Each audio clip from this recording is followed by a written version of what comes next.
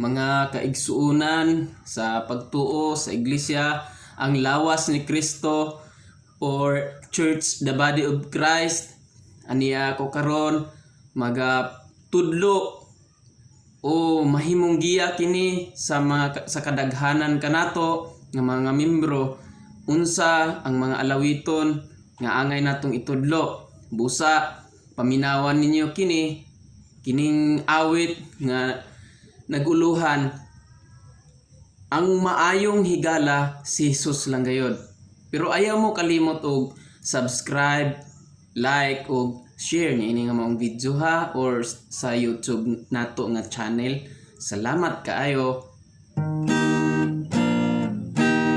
Ang maayong higala si Jesus lang gayud, siya ang labing maayo sa tanan. Kay hugasan man niya ang kahugawan ta, kanunay siya atong gikinahanglan.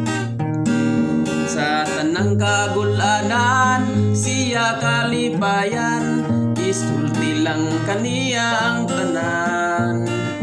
Kay siya ragayod andam sa tanang panahon, sa pagtabang sa tanan nga nalisdan.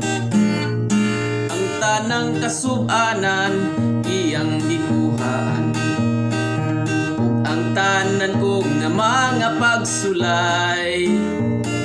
Siya ang kalikon ug ang dalangpanan, dili gayod nako siya biyaan.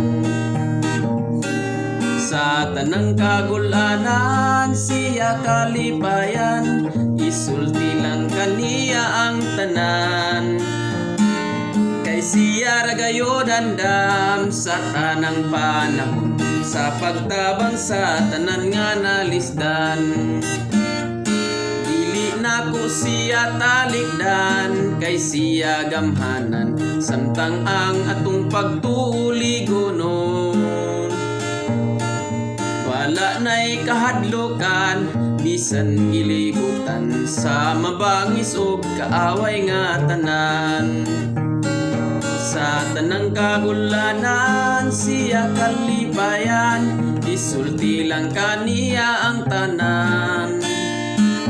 Kay siya ragayod andam sa tanang panahon, sa pagtabang sa tanan nga nalisdan. So mao kadto mga igsoon, hinaot ko nga inyo kanong kato nga tun-an para sa atong dugang pa nga kaayuhan, kalambuan ug kadasig.